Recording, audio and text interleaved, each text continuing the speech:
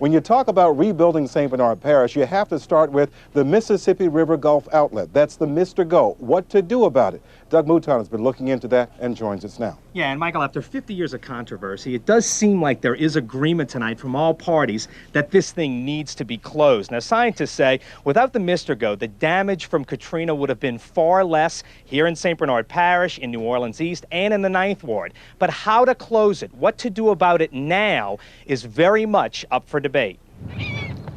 Peaceful, serene, a fisherman's paradise in St. Bernard Parish. Looking at it most days, you'd never know this was the source of so much controversy.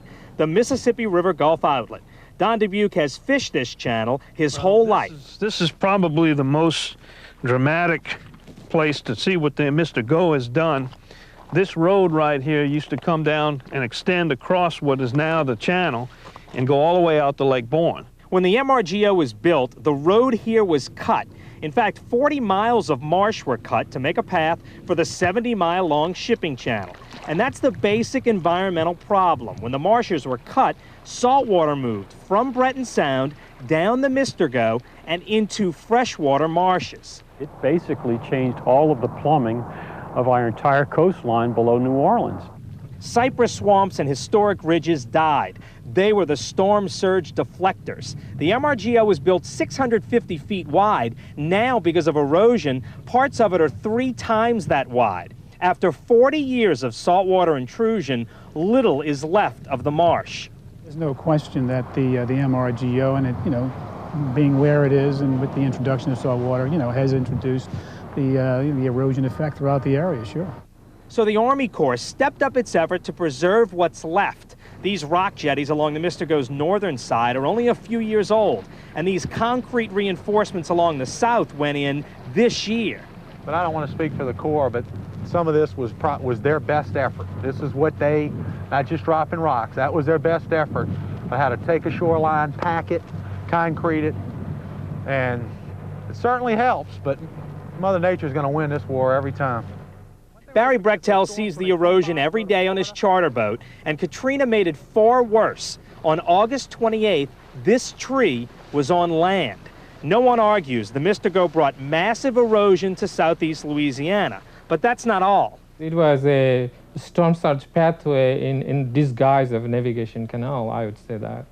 Dr. Hassan Mashriki is a storm surge expert at LSU's Hurricane Center. He says this is what's left of much of Chalmette because our levees were built for slow rising water, not the raging force of water produced in large part by the MRGO. The MRGO acted like a water slide for storm surge. Dr. Mashriki says the channel added at least 20% to the height of the surge and far more than that to the speed of the water.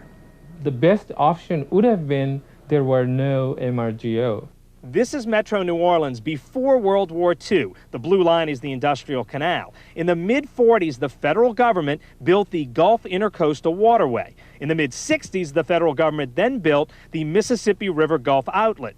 Both waterways eroded the marshes around them, and Dr. Mashriki said poor levees were built, which led to this, which he calls the funnel.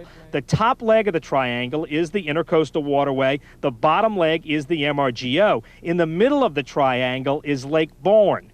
Water pours toward the point of the funnel and into the eastern side of New Orleans, which before the funnel, Dr. Mashriki says, was a safe place. It's not a dangerous place to begin with.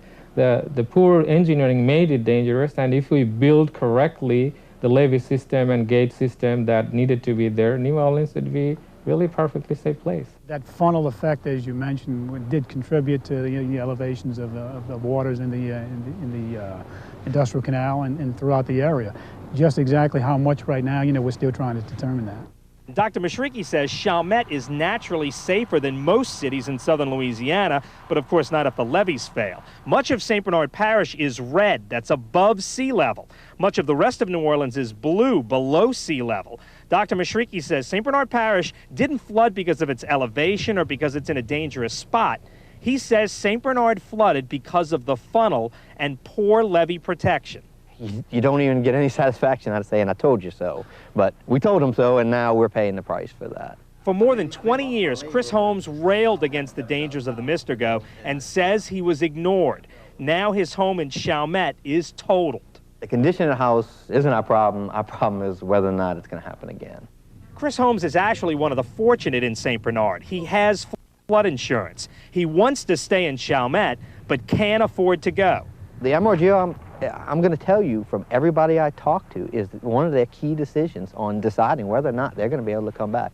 And most people in St. Bernard wanted the MRGO gone a long time ago. Last year, SLU polled St. Bernard voters and asked, do you feel the existence of the MRGO increases the likelihood of flooding in St. Bernard during a hurricane? 66% said yes, only 3% said no. And the channel was never a financial success. And that's what's so frustrating, is that for all these years, it was an economic decision over a life and safety decision, and not even a good economic decision. The numbers for the Port of New Orleans for that facility back there, which is the main and only reason that channel was kept open, could never be justified. And certainly, you know, look at this and try and justify it now. The project was justified years ago based on its benefit-cost ratio, and the benefits were more than the cost to construct it and maintain it. We had just begun a reanalysis of the project, the MRGO, to see if that still was the case. But the fact is, traffic on the MRGO was slow, with an average of only about 7 vessels a week. Overall, I don't think it ever did meet its expectations. I would really have to go back and look at those numbers.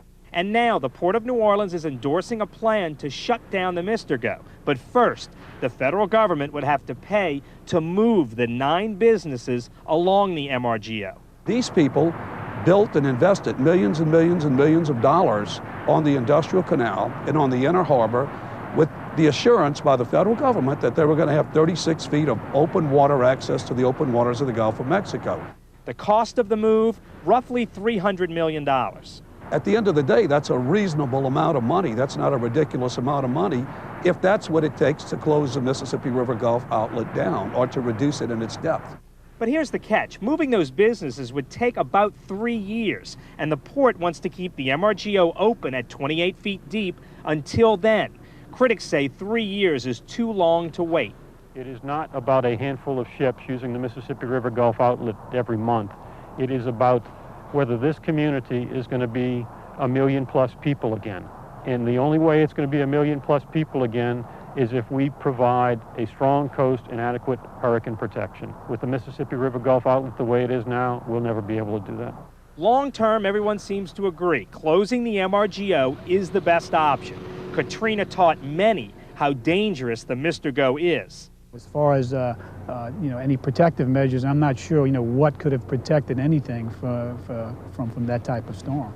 For the next hurricane season, I like to see a gate, even if it's temporary, built where the funnel has its throat near Paris Road. Plus, Dr. Mashriki would like to see a new levee along the west side of Lake Bourne and new levees all around St. Bernard Parish. And he says we already have a blueprint for how to build levees correctly. He says it's here along the Mississippi River south of New Orleans. These levees have held, Dr. Mashriki says, flawlessly since 1927. If they had a levee that held, which I'm saying can be built, then Chalmette is a much safer place than many southern Louisiana places, and people need to come back, but make sure that this time the levee they have, it is rock solid, like the Mississippi River levee, which built in the similar wetlands and similar areas, similar soil. So it is not a too difficult task to build a levee that will hold during a storm.